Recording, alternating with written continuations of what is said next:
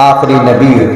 میرے بعد اب کوئی دھرم کو آگے بڑھانے کے لیے کوئی نبی یا رسول نہیں آنے والے۔ انا خاتم النبیین لا نبی بعدی، میرے بعد کوئی نبی نہیں آنے والا۔ I am the last prophet, there will be no prophet after me۔ میرے بعد اس دھرتی پہ اب کوئی نبی نہیں آئے گا، کوئی رسول نہیں آئے گا۔ اگر کوئی دعویٰ کرتا ہے نبی ہونے کا، رسول ہونے کا، تو وہ غلط ہے، وہ جھوٹا ہے۔ کچھ سالوں پہلے ہمارے اس ملک میں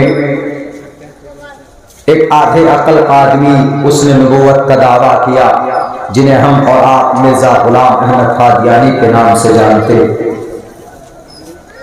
اور خود نبی پاک علیہ السلام کے زمانے میں، حضرت ابو بکر صدیق کے زمانے میں وہ مارا گیا۔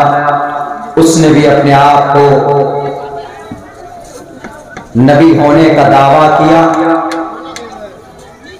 نبوت ان کو دی گئی، یہ کوشش میں رہا، بالآخر اس کی موت بہت بری طریقے سے ہوئی، مسلمہ کذاب جن کو کہا جاتا۔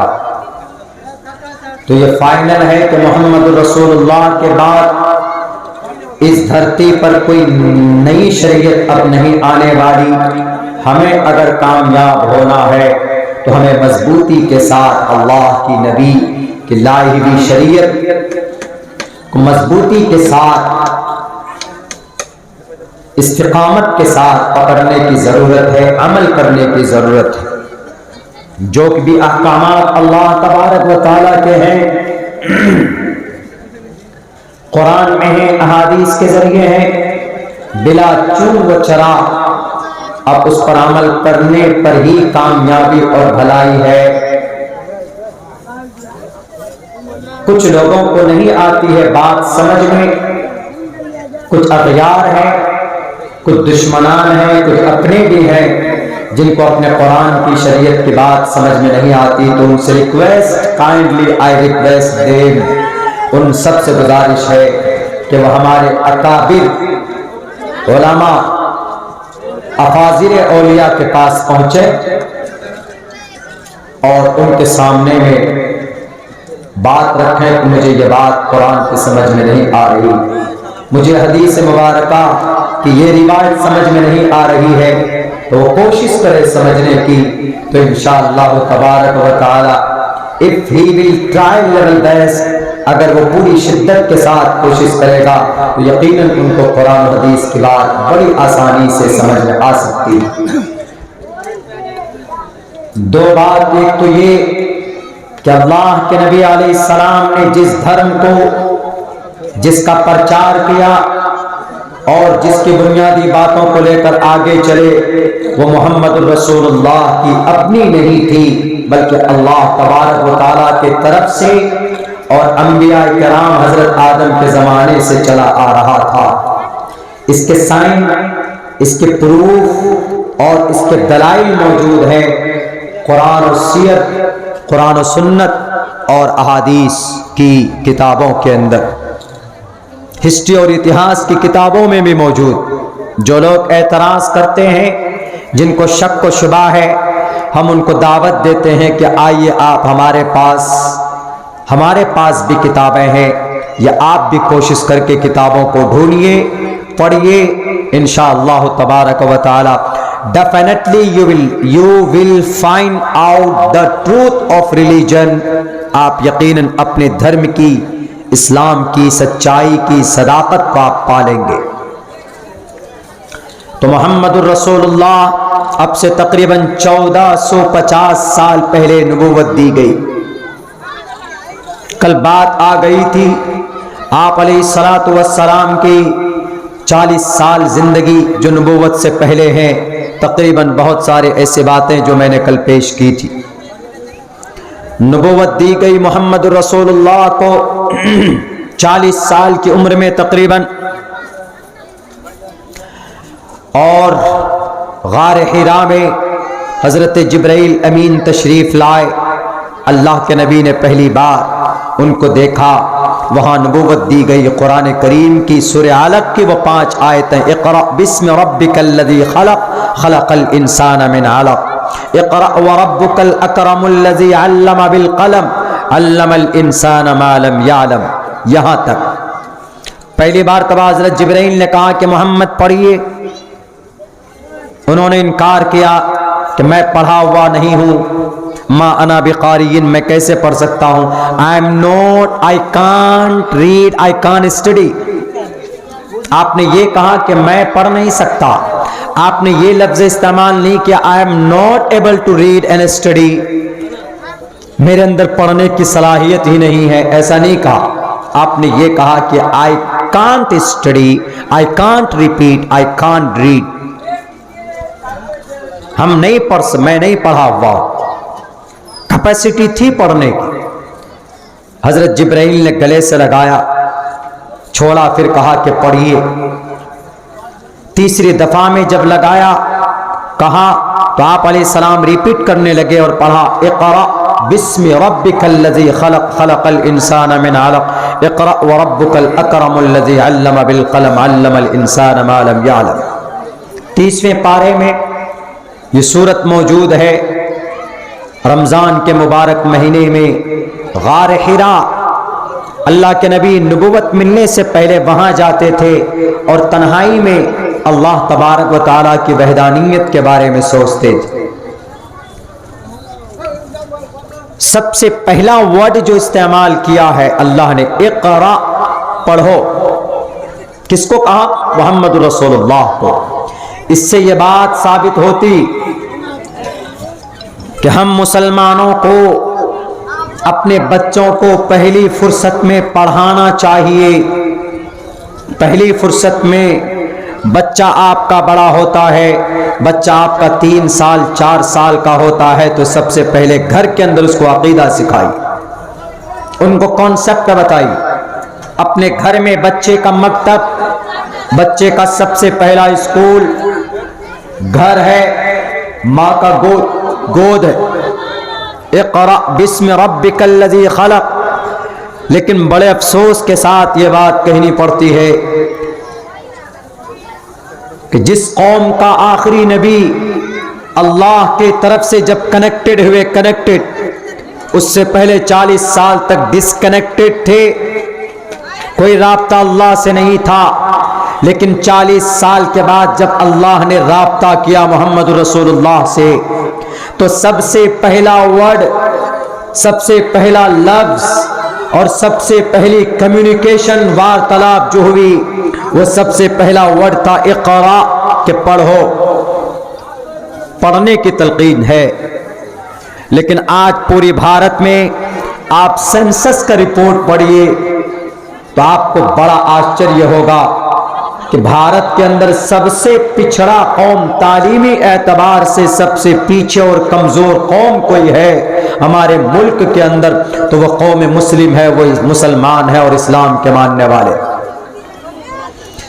میں اپنی زبان سے نہیں کہہ رہا ہوں، بھارت کے اندر 2 مضبوط رپورٹ تیار کی گئی، ایک رنگناتھ مشرا اور ایک دوسری رپورٹ تیار کی گئی ہے۔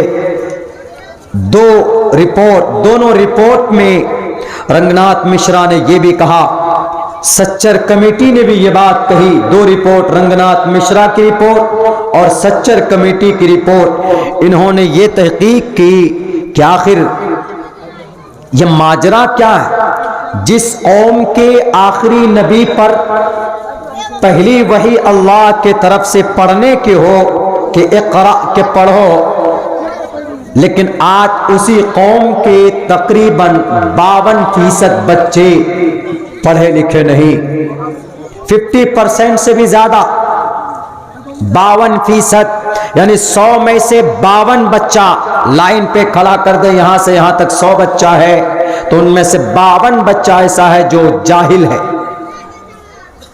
کس کی رپورٹ؟ سچر کمیٹی کی رپورٹ۔ اور اس کو آشچریہ ہوا اس بات پر کہ جس قوم کے نبی کو اللہ نے پہلے مرتبہ میں وحی جو کی تو یہ کہا اقرا، کہ پڑھو، اقرا بسم، اپنے رب کے نام سے پڑھیے۔ جس قوم کی سب سے پہلی وحی پڑھنے کے بارے میں ہو، آج اس قوم کا بچہ جاہل، ان پڑھ اور گوار بنا بیٹھا۔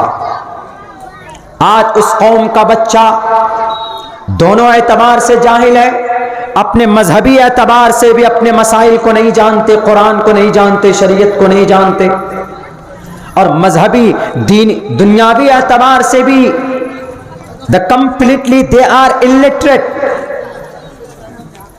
وہ جاہل ہے۔ ہمارے بہت سارے بچے بہت کچھ نہیں جانتے ہیں دنیا کے بارے میں، اکیڈمک کوالیفیکیشن میں بھی زیرو ہیں ہمارے بچے۔ تو اقرأ بسم ربک الذی خلق، پہلی وحی اللہ تبارک و تعالیٰ کی اگر آئی ہے محمد رسول اللہ صلی اللہ علیہ وسلم کے پاس تو وہ پڑھنے کی آئی۔ اسی لیے ہم اپنے بچوں کو کوشش یہ کریں کہ پہلی فرصت میں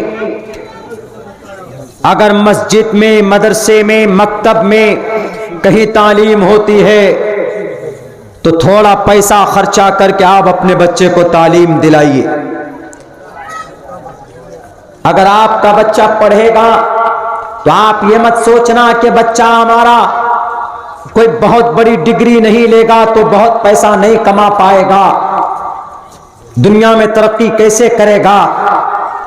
آپ یہ مت سوچنا، مت سمجھنا۔ اگر آپ کا بچہ قرآن کا حافظ ہوگا، اگر آپ کا بچہ اپنی شریعت کا علم بردار ہوگا تو یہاں اگر وہ بہت پیسے نہیں کما سکتا لیکن ڈیفینیٹلی انشاءاللہ کل قیامت میں اس کا جو اعزاز اور اکرام ہوگا۔ You can't imagine in the world، ہم دنیا میں ان کا اندازہ نہیں لگا سکتے۔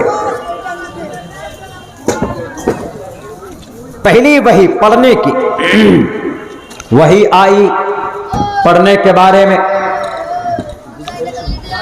ایجوکیشن کے بارے میں، تعلیم کے بارے میں۔ اقرأ بسم ربک الذی خلق، خلق الانسان من علق۔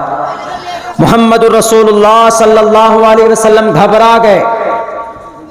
پہلی بار کوئی فرشتہ سامنے آیا اور پھر دیکھا، اور پھر ایک ایسی چیز نازل، ایک ایسی وحی اللہ کے طرف سے ان کو دی گئی، ایک بڑی ذمہ داری مل گئی، بہت بڑی ذمہ داری، اس سے پہلے اتنی بڑی ذمہ داری نہیں تھی۔ آپ کانپتے ہوئے پریشان ہوتے ہوئے خدیجۃ الکبریٰ رضی اللہ تعالی عنہا کے پاس پہنچتے ہیں۔ خدیجۃ الکبریٰ سے کہتے ہیں کہ مجھے چادر اڑھاؤ، میں بہت پریشان ہوں، مجھے ایسا محسوس ہو رہا ہے کہ میں اپنے آپ کو ضائع کر دوں گا، میں ختم ہو جاؤں۔ لیکن وہ عقل سمجھدار عورت تھی، وہ سمجھ رہی تھی معاملے کو، تو انہوں نے فوراً تسلی دی۔ ہمارے سماج کے ماں اور بہنوں، اگر آپ کا شوہر باہر سے پریشان ہو کر آپ کے گھر میں آتا ہے تو your great responsibility and to calm down، آپ ان کو کہیے، ان کو تسلی دیجئے، آپ پریشان مت ہوئیے، اللہ ہمارے ساتھ ہے، انشاءاللہ سارے معاملات اچھے ہوں گے۔ بی بی خدیجۃ الکبریٰ کے طرح محمد الرسول اللہ بہادر ہیں، طاقتور ہیں، in spite of that at that time he was helpless، he felt about himself he was helpless۔ اپنے بارے میں وہ یہ سمجھ رہے ہیں کہ میں اپنے آپ کو ضائع کر دوں گا، میں تباہ ہو جاؤں گا، کہیں میری جان خطرے میں تو نہیں ہے۔ تو کون تسلی دے رہی ہے؟ گھر کی ایک عورت اما خدیجۃ الکبریٰ تسلی دے رہی، محمد رسول اللہ ڈونٹ وری، آپ پریشان مت ہوئیے، آپ کو اللہ تبارک و تعالی ضائع نہیں کرے گا۔ کیوں؟ کیونکہ آپ غریبوں کی مدد کرتے، آپ بے سہارا انسانوں کے پاس آپ ان کا رکھوالے ہیں، بھوکوں کو کھانا کھلاتے ہیں، جن کو کپڑا نہیں ہوتا آپ ان کو کپڑا پردان کرتے ہیں، وہ تکریم الضیف، مہمانوں کی آپ آؤ بھگت کرتے ہیں۔ اللہ تبارک و تعالی ایسے انسانوں کو، ایسے آدمی کو ضائع نہیں کرے گا، تسلی دے رہے۔ کون؟ اما خدیجۃ الکبریٰ رضی اللہ تعالی عنہ۔ سبق ملنا چاہیے ہماری سماج کے ماں اور بہنوں کو، اگر آپ کا بڑا بیٹا شہر سے باہر سے آتا ہے، پریشان ہوتا ہے، پسینے میں ہے، پیاس لگی ہوئی ہے، تو پانی لے کر جائیے، تسلی دیجیے۔ یہ سنت خدیجۃ الکبریٰ ہے۔ جب پہلی نبوت ملی محمد رسول اللہ کو تو پریشان ہو گئے، تو تسلی دینے والا اس وقت کوئی نہیں تھا۔ اگر کسی نے تسلی دی تھی تو گھر کی ایک عورت نے تسلی دی، اس کا نام خدیجۃ الکبریٰ رضی اللہ تعالی عنہا۔ سبق ملتا ہے ہمیں محمد رسول اللہ کی زندگی سے۔ آپ علیہ الصلوۃ والسلام کو تسلی دی، آپ تھوڑے ٹھنڈے ہوئے، بیٹھے۔ اس کے بعد پھر ورقہ بن نوفل کے پاس لے کر کے اماں خدیجۃ الکبریٰ گئی، چلیے ڈاکٹر کے پاس، کیا مسئلہ ہے، کیا پریشانی؟ گئے، جانے کے بعد سارا ماجرا سنایا کہ ایسے ایسے ایسے ہوا۔ تو ورقہ بن نوفل نے کہا کہ خدا کی قسم یہ وہی ناموس اعظم ہے جو ابراہیم، جو عیسیٰ کے پاس، موسیٰ کے پاس آتے تھے اللہ کی طرف سے پیغام لے کر، اور کاش میں اس وقت ہوتا جب آپ کی قوم آپ کو گھر سے باہر نکالے گی، آپ کی قوم آپ کی تبلیغ کو، آپ کے مشن کو نہیں پہچان پائے گی، میں اس وقت ہوتا تو اس وقت ببانگ دہل سب کے سامنے میں حاضر ہو کر میں کہتا کہ یہ رسول اللہ ہے، آخری رسول ہے، ان کو مانو، ان کی اتباع کرو۔ تعجب میں پڑ گئے کہ کیا ہماری قوم ہم کو مکہ سے نکال دے گی؟ جی، آپ کو اللہ نے آخری نبی بنانے کا، یہ تو اچھے گن ہے، وہ ناموس ہے، وہ فرشتہ ہے جو آپ کے پاس آ رہا ہے اللہ کی طرف سے وحی لے کر۔ اس میں کوئی شک نہیں ہے کہ اللہ نے آپ کو رسول، آپ کو نبوت کے لیے، رسالت کے لیے چن لیا۔ کچھ دن تک سلسلہ نبوت رک گیا، کچھ سمے تک، کچھ دنوں تک، کچھ مدت تک آپ علیہ السلام چونکہ پریشان تھے، اس لیے محمد رسول اللہ صلی اللہ علیہ وسلم کو ہمت ملے، وہ درد بھول جائے، پھر دوبارہ نبوت، پھر اللہ تبارک و تعالیٰ کی طرف سے وحی شروع کی جاتی۔ میرے بھائیو، جو لوگ کہتے ہیں نا کہ محمد رسول اللہ نے الگ سے شروعات کی اس دھرم کی، اس کی تبلیغ کی، محمد رسول اللہ نے اس کو رچا، 100% نہیں، 150-200% غلط ہے وہ۔ اقرأ بسم ربک الذی خلق، تمہارا رب جس نے پیدا کیا، اور اب سے پہلے اللہ تبارک و تعالیٰ نے جن نبیوں کے ذریعے سے اپنی وحدانیت کا پرچار پرسار کروایا، یہ محمد رسول اللہ بھی اسی کام کو آگے بڑھائیں گے۔ وہ پروسیس تھا محمد رسول اللہ کی شروعات کا کہ آپ کو کیسے کام کرنا ہے۔ تو پہلے یہ کہا کہ جانکاری حاصل کر لیجیے، اپنے رب کے بارے میں جان جائیے۔ محمد رسول اللہ صلی اللہ علیہ وسلم جہاں پر تھے، وہاں کے لوگ، مکہ کے لوگ، کفار مکہ، مشرکین مکہ، آپ علیہ السلام کو نبوت ملنے سے پہلے وہ بتوں کو پوجتے تھے۔ کون سا بت؟ ہیبل، لات، عزا، منات۔ اس کے بعد پھر حضرت نوح علیہ السلام کی بھی بت کو لے کر آ گیا تھا، وہ عمر بن لحی۔ آپ کی نبوت سے پہلے کی بات، زمانے جاہلیت کی بات۔ حالانکہ مکہ المکرمہ میں لوگ دین ابراہیمی کو مانتے تھے، حضرت ابراہیم علیہ السلام کی شریعت کو فالو کرتے تھے، ان کی شریعت میں بھی یہی تھا، لا الہ الا اللہ، ابراہیم رسول اللہ، یہ کانسیپٹ عقیدہ تھا۔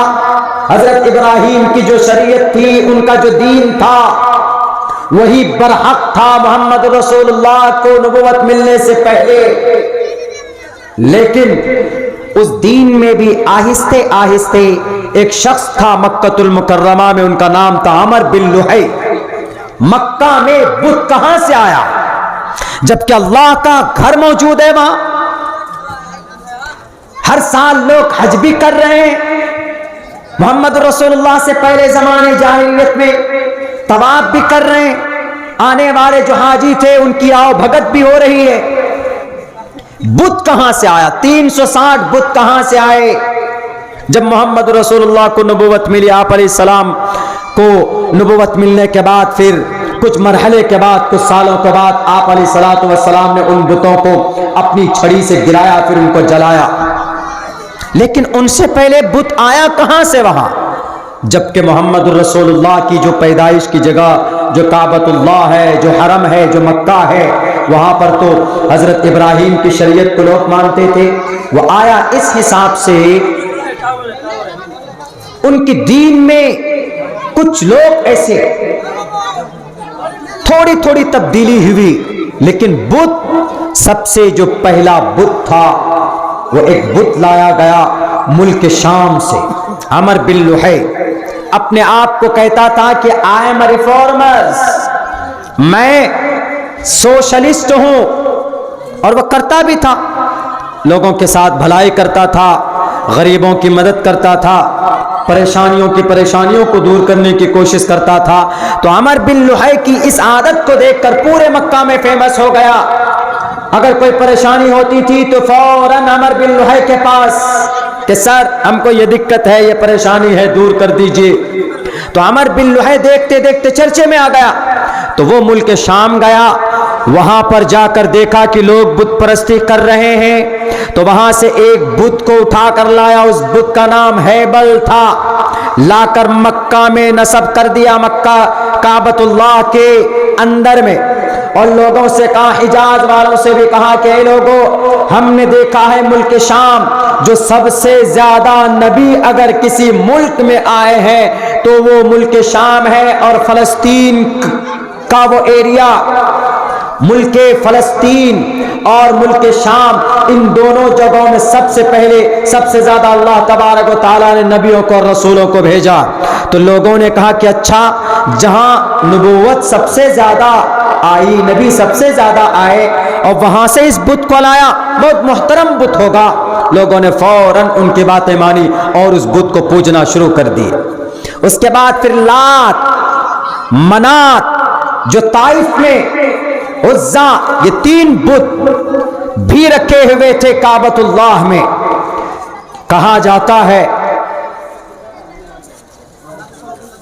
کہ عمر بن لحی کے پاس ایک جنات رہتا تھا، اس جنات نے کہا کہ عمر بن لحی یہ بہت کم بت ہیں، ایک کام کرو، ان بتوں کو یہیں رہنے دو اور بت لے کر آؤ۔ انہوں نے کہا کہاں ہے بت؟ کہا کہ چلو جدہ، وہاں پر زمین کے نیچے کچھ بت چھپے ہوئے۔ کہا کون کون سے بت ہیں؟ کہا کہ وہاں 5 بت ہیں، ود، یغوث، یعوق، ودم ولا سواع ولا یغوث و یعوق و نصر۔ ود، سواع، یغوث، یعوق، نصر، یہ 5 بت تھے حضرت نوح علیہ السلام کے زمانے کے۔ وہ زمین سے کھود کر اس کو لے کر آئے، اس کو بھی وہیں پر لگا دیا۔ ہر قبیلے میں، ہر علاقے میں ایک ایک بت بٹھا دیا، سب کو بت پرست بنا دیا۔ کون؟ عمر بن لحی۔ بت کی پوجا کرنے لگے لوگ۔ اسی کو سنسکرت زبان میں بھی کہا گیا، اندھن تمہ پریوشنتی سمبھوتی مپاستی تتوبھوی ایویوتی تمود سمبھوتی آمرتہا، کہ انسان جو ہوا، آگ، پانی، مٹی کی یعنی بت کی پوجا کرتا ہے، وہ کوئی نفع نہیں پہنچا سکتا۔ وہ پتھر ہے، ایک پتھر، وہ ایک پتھر ہے، اندن تمہا پریوشنتی، وہ بے وقوف اندھکار میں ہے، وہ جو صرف بتوں کو پوجتا، وہ کوئی فائدہ نہیں پہنچا سکتا۔ اس کے سامنے میں بتاشے رکھے ہوئے ہیں، کسی بت کے سامنے میں مندر میں جائیں گے آپ دیکھیں گے، اگر آپ اس کے سامنے سے بتاشا اٹھا کے، لڈو اٹھا کے کھا لو تو وہ ہاتھ اٹھا کر روک نہیں سکتا، منع ہی نہیں کر سکتا۔ جو بت اپنے آگے سے چوہا لے کر بتاشا بھاگے، چوہے کو نہیں روک سکتا، تو وہ تم کو کیا نفع نقصان پہنچا سکتا۔ تو بت کی بھرمار شروعات ہو گئی وہاں پر۔ اللہ کے نبی علیہ السلام، آپ علیہ السلام کو جب نبوت دی گئی، کچھ دنوں تک نبوت رکی رہی تو آپ پریشان تھے۔ جب آپ علیہ السلام کا شوق بڑھا، محمد رسول اللہ صلی اللہ علیہ وسلم کے آسمان کی طرف دیکھتے تھے کہ اب وہ جبرائیل کیوں نہیں آ رہے، تو دوسری مرتبہ جب وحی لے کر آئے، یا ایھا المدثر قم فانذر، اے چادر اوڑھنے والے اٹھ جاؤ، کھڑے ہو جاؤ، قم فانذر، ڈراؤ اللہ تبارک و تعالیٰ کی ذات کے بارے میں، لوگوں کو بتاؤ، سمجھاؤ، وربک فکبر، اپنے رب کی کبریائی بیان کرو، والرجز فہجر، اور برائیوں سے اپنے آپ کو بچاؤ، ولا تمنن تستکثر، اور جو احسان کرتے ہو اس کو جتلاؤ نہیں۔ کسی پر احسان کیا ہم نے تو ہماری یہ اچھا ہونی چاہیے، کسی کو کوئی احسان کیا، ضرورت پڑ گئی، کوئی بیچارہ ہے، غریب ہے، پیسوں کی ضرورت ہے، آپ کے سامنے آیا کہ جناب ہماری مدد کر دیجئے، آپ نے اس کی مدد کر دی، لیکن کبھی کسی زمانے میں اس نے آپ کی بات نہیں مانی تو آپ یہ کہتے تجھے شرم نہیں آتی؟ تجھے فلاں وقت میں ضرورت پڑی تھی، میں ہی تھا وہ، میں نے تیری مدد کی تھی، یہ احسان جتلانا ہوا۔ اپنے احسان کی بڑائی مت بیان کرو، اللہ تبارک و تعالیٰ نے قرآن میں بیان کیا، منع کیا، ولا تمنن تستکثر، اپنی احسانات کی کثرت کو بیان مت کرو، کوئی ضرورت نہیں، نیکی کیجئے، دوسروں کے ساتھ بھلائی کیجئے، بھول جائیے، لوجہ اللہ، اللہ تبارک و تعالیٰ کی رضا کے لیے۔ تو یہاں تک آیت نازل ہوئی۔ دوسری مرتبہ میں، پہلی مرتبہ وحی، اقرأ بسم ربک الذی خلق، خلق الانسان من علق، اقرأ وربک الاکرم الذی علم بالقلم، علم الانسان ما لم يعلم، یہاں تک۔ اس کے بعد پھر کچھ دنوں تک وحی رک گئی، حضرت جبرائیل کی آمد بند۔ کچھ دنوں کے بعد پھر حضرت جبرائیل وحی لے کر آئے، یا ایھا المدثر قم فانذر وربک فکبر وثیابک فطہر، اپنے کپڑوں کو پاک کیجئے، وثیابک فطہر والرجز فاہجر ولا تمنن تستکثر۔ تیار کیا محمد رسول اللہ کو کہ اب بیٹھیے مت، اب آگے بڑھیے تھوڑا، اب تبلیغ شروع کیجئے، اللہ کی وحدانیت کو بیان کیجئے۔ ایک پروسیس ہے محمد رسول اللہ کی زندگی کی۔ دیکھیے 40 سال کے بعد نبوت دی گئی، اس سے پہلے محمد رسول اللہ کو ایک بہترین سوشل ورکر بنایا تاکہ کسی بھی انسان کو اعتراض کرنے کا حق نہ ہو کہ یہ غلط ہے۔ 40 سال تک محمد رسول اللہ کو اپنے قوم میں، اپنے سماج میں ان کی زندگی کو ایک ہیرا بنایا، الصادق الامین کا خطاب دلوایا کہ پورا کا پورا شہر جھوٹا ہو سکتا ہے لیکن محمد ابن عبداللہ جھوٹ نہیں بول سکتا، پوری دنیا بے ایمان ہو سکتی ہے مگر محمد الرسول اللہ کبھی خیانت نہیں کر سکتے۔ اسی لیے دشمنوں نے بھی، اغیار نے بھی آپ کی صداقت کا اعتراف کیا ہے۔ جنگ احد کے موقع پر اخنس ابن شریق نے کہا تھا ابو جہل سے جنگ بدر میں کہ اے ابو جہل ذرا بتاؤ محمد جھوٹا ہے کہ سچا ہے؟ تو اخنس ابن شریق کے اس سوال پر ابو جہل نے کہا تھا کہ کان ادھر لاؤ میں تم کو بتاتا ہوں کہ محمد کون ہے۔ تو انہوں نے کان میں کہا، ابو جہل نے اخنس کو کہا کہ محمد الرسول اللہ 100% صحیح ہے لیکن میں صرف اپنے سردار ہونے کی ذمہ داری نبھا رہا۔ دشمنوں نے بھی گھروں میں اعتراف کیا کہ محمد رسول اللہ is a correct, is a great person in the world۔ ہم اور آپ نہیں مانتے ہیں، ہم میں سے بہت سے لوگ ان کی سیرت کو، ان کی زندگی کو تو ہماری بد نصیبی۔ تو آپ علیہ السلام کو دوسری نبوت، یہ دوسری وحی جب آئی تو اس کے بعد آپ نے تھوڑا تھوڑا کام شروع کیا، اپنے قوم کے، اپنے سماج، اپنے گاؤں اور اپنے قبیلے کے لوگوں کو اس کی خبر دی۔ جب آپ علیہ السلام کو نبوت ملی تو سب سے پہلے حضرت بی بی اما خدیجۃ الکبریٰ نے اس کی تصدیق کی، اس کو ایکسپٹ کیا، اور دوسرے نمبر پر حضرت علی، حضرت بلال، معدود چند لوگ جنہوں نے اس کو ایکسپٹ کیا شروع میں۔ اس کے بعد جب آپ علیہ السلام کو کھلی اجازت دی کہ نہیں اور آگے بڑھو، چھپانے کی ضرورت نہیں ہے، تو وَأَنذِرْ عَشِيرَتَكَ الْأَقْرَبِينَ وَاخْفِضْ جَنَاحَكَ لِمَنِ اتَّبَعَكَ مِنَ الْمُؤْمِنِينَ، یہاں سے تھوڑا اور اوپن کیا۔ اللہ کے نبی علیہ السلام پہلے کھلے نہیں تھے، پہلے عام تبلیغ کا حکم نہیں تھا، تو محمد رسول اللہ نے کہا، محمد رسول اللہ کو اللہ تبارک و تعالیٰ نے کہا کہ اے محمد ابن عبداللہ اے محمد رسول اللہ قدم بڑھائیے، وانذر عشیرتک الاقربین، اپنے رشتہ داروں کو بھی ڈراؤ۔ تو آپ علیہ الصلوۃ والسلام نے اپنے قبیلے بنو ہاشم کے ٹوٹل آدمیوں کو جمع کیا، مشورہ کر کے کہا کہ میرے ساتھ کون؟ اللہ تبارک و تعالیٰ کے طرف سے میں فرستادہ ہوں، میں پیغمبر رسول بنا کر بھیجا جا رہا، آپ میں سے کون ساتھ دیں گے؟ تو سب سے پہلے مخالفت میں جن کی زبان لمبی ہوئی وہ کوئی غیر نہیں، وہ اپنے ان کا چچا ابو لہب تھے، اور سارے عتبہ تھے، ولید، حنظلہ، مغیرہ، یہ سارے کے سارے لوگ مخالفت میں ہو گئے۔ لیکن اس مجلس میں، اس مجمع میں ایک انسان ابو طالب، انہوں نے کہا کہ محمد ابن عبداللہ، محمد تم میرے بھتیجے ہو، اور جس فیملی سے، جس ماں سے، جس باپ کا بیٹا تمہارا باپ، اسی باپ کا بیٹا میں بھی ہوں، تم کام کرو، قدم بڑھاؤ، دیکھے کون مائے کلال لوگ کا۔ آپ علیہ السلام کو فوراً سمجھ میں آ گیا کہ اگر مجھے مدد مل سکتی ہے، اگر میرے سامنے کوئی کھڑا ہو سکتا ہے، تو پوری فیملی، پوری برادری مخالفت میں، سارے مخالفت میں، صرف ایک ابو طالب سامنے آیا کہ میں آپ کی مدد کروں گا، آپ قدم بڑھاؤ، دیکھتے کون ہے جو روکتا۔ کوہ صفا پر چڑھ کر اعلان کیا، یا صباحا، کہ قوم کے لوگوں، اگر میں تمہیں بتاؤں کہ اس پتھر، اس دیوار، اس پہاڑی کے پیچھے میں ایک حملہ، ایک لشکر ہے جو تم پر حملہ آور ہونے والا ہے، مانو گے؟ تو سب نے کہا، ابو لہب نے بھی کہا، سب نے کہا کہ کیوں نہیں، آپ سچ بولتے ہیں۔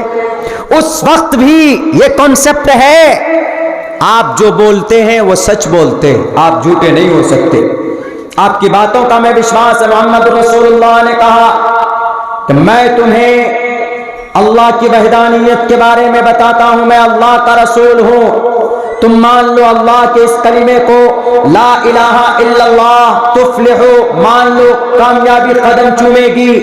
یہ سننا تھا، تو وہاں سے کبیدہ خاطر ہو کر اور چی بجبی، پیشانی بدلتے ہوئے شکل کے رنگ بدل گئے، یہاں تک کہ بعض روایات میں آتا ہے کہ ابو لہب نے پتھر بھی اٹھایا تھا، محمد رسول اللہ کو مارنے کے لیے چہرے زخمی کر دیے تھے ان کے، محمد رسول اللہ کی شکل زخمی ہو گئی تھی۔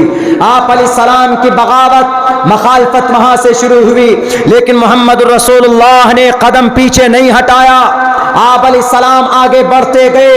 یہ پیغام ہے ان لوگوں کو جو آج ہم کو قرآن پر عمل کرنے سے روکتے، جو آج ہم کو ہماری شریعت پر عمل کرنے سے روکتے، جو آج ہم کو اللہ کے حکم کو پورا کرنے سے روکتے ہیں۔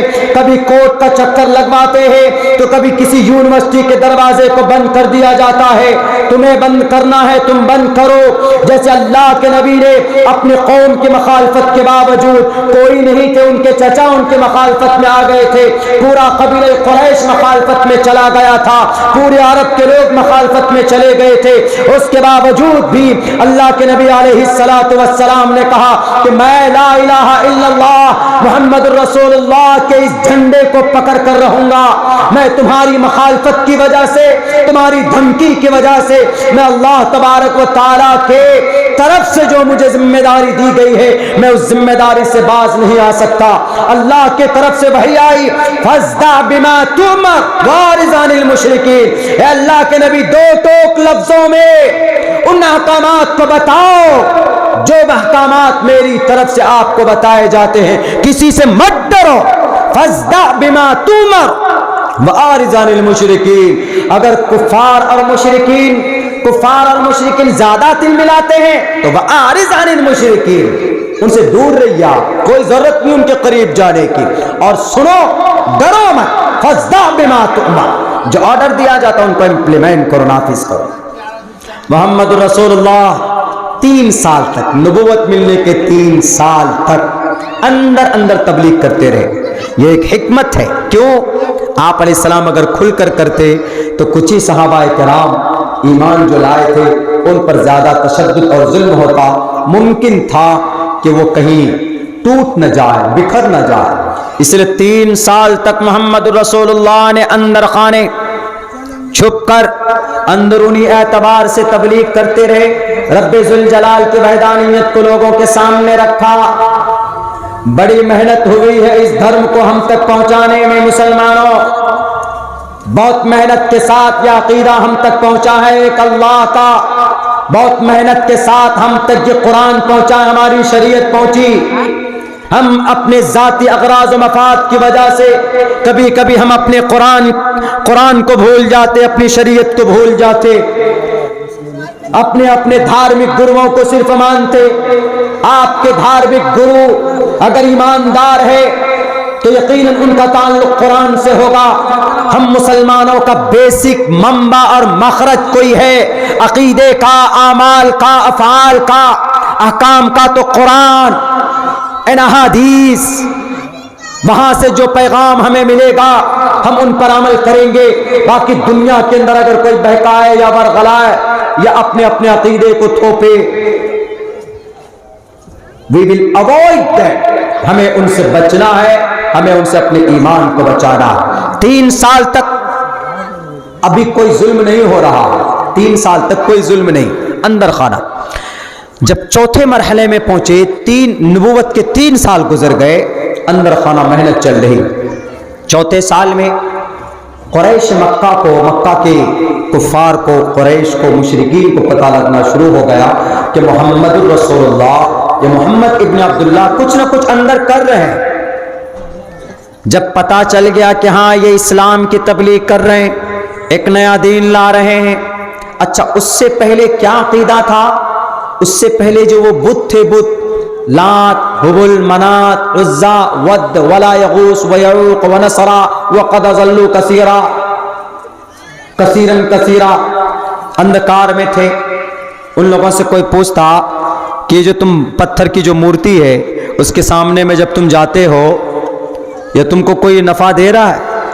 وہ کیا بولتے تھے؟ ما نعبدهم الا ليقربونا الى الله زلفا، ہم ان کو نہیں مان رہے، یہ تو اللہ کے نیک بندے تھے، ان کے واسطے سے ہم اللہ تک پہنچتے ہیں۔ کفار مکہ بولا کرتے تھے ما نعبدهم الا ليقربونا الى الله زلفا، یہ عقیدہ۔ جب اللہ تبارک و تعالیٰ خود کہتا ہے کہ I am present for you, every time I am available for you 24/7، اللہ کہتا ادعونی استجب لکم، it's clear mention in the Quran، I am available for you 24/7، 24 گھنٹہ میں تمہارے لیے اویلیبل ہوں۔ سمندر میں رہو کہ خشکی میں رہو، جنگل میں رہو کہ گھر میں رہو، کہیں پر بھی رہو، اللہ تبارک و تعالیٰ کو دعا کرو، مانگو، اللہ کو پاؤ۔ واللہ معکم ونحن اقرب الیہ من حبل الورید۔ تو پھر بیچ میں یہ کفار مکہ، مشرکین مکہ کو what is need to say، what is need to the concept and like that، کیا ضرورت تھی؟ ما نعبدهم الا ليقربونا الى الله زلفا، ہم ان کو نہیں مانتے تو اللہ کے، لیکن ان کے ذریعے سے ہم اوپر اللہ تبارک و تعالیٰ کے پاس پہنچتے۔ غلط عقیدہ اور کانسیپٹ تھا، غلط عقیدہ اور کانسیپٹ تھا۔ ان تمام خرافات کو دور کرنا تھا، ہٹانا تھا، اتنا آسان نہیں تھا۔ گھٹیوں میں بسی ہوئی تھی برائی ان کے دل و دماغ میں، کفار اور مشرکین مکہ کے۔ جب چوتھا سال شروع ہوتا ہے نبوت کا، چوتھے سال میں کفر بڑھنا شروع ہوا اور ظلم کے برسات شروع ہو گئے، آہستہ آہستہ ظلم ہونا شروع ہو گئے اور غلاموں کے اوپر اتیاچار۔ جب پتہ چلا کہ بلال حبشی نے اسلام کو قبول کیا تو اس بلال حبشی غلام تھے، ان کے اوپر ظلم کے پہاڑ توڑے گئے۔ بلال حبشی اور پھر عمار بن یاسر، عمار بیٹا، اس کے ابا یاسر کو تو اتنا مارا وہ بیچارے برداشت نہیں کر پائے، بوڑھے تھے، وہ چلے گئے اس دنیا سے، لیکن ان کے بیٹے عمار کو اتنی دردناک تکالیف اور اذیتیں دی گئی کہ ان کے ہاتھ پیر کو باندھ کر پانیوں میں ڈالا جاتا تھا، ان کے بعد پھر گرم اور تپتی ہوئی ریت پر لٹا کر ان کو پریشان کیا جاتا تھا۔ اللہ کے نبی علیہ السلام گزرتے تو کہتے ہیں کہ آل عمار یا آل یاسر صبر کرو، اللہ تبارک و تعالیٰ تمہیں جنت میں بہتر بدلہ عنایت فرمائے گا۔ اللہ کے نبی علیہ السلام نے کسی پر ظلم نہیں کیا تھا۔ دنیا والوں الزام لگاتے ہو، نبی پاک علیہ الصلوۃ والسلام اپنے صحابہ کو پٹتے ہوئے دیکھ کر، حضرت عمار کو لٹتے ہوئے دیکھ کر، حضرت بن یاسر رضی اللہ تعالیٰ عنہ کو اتنے دردناک انداز میں ان لوگوں نے تکلیفیں دی کہ وہ تاب نہ لا سکے، اس دنیا سے چلے گئے۔ حضرت سمیہ رضی اللہ تعالیٰ عنہ کو کون نہیں جانتا، ابو جہل نے برچھا مارا تھا ان کی شرمگاہ میں، درد کو برداشت نہیں کر پائی، اس دنیا سے چلی گئی۔ دنیا اسلام میں سب سے پہلی عورت اگر کوئی شہید ہوئی ہے تو حضرت سمیہ رضی اللہ تعالیٰ عنہ۔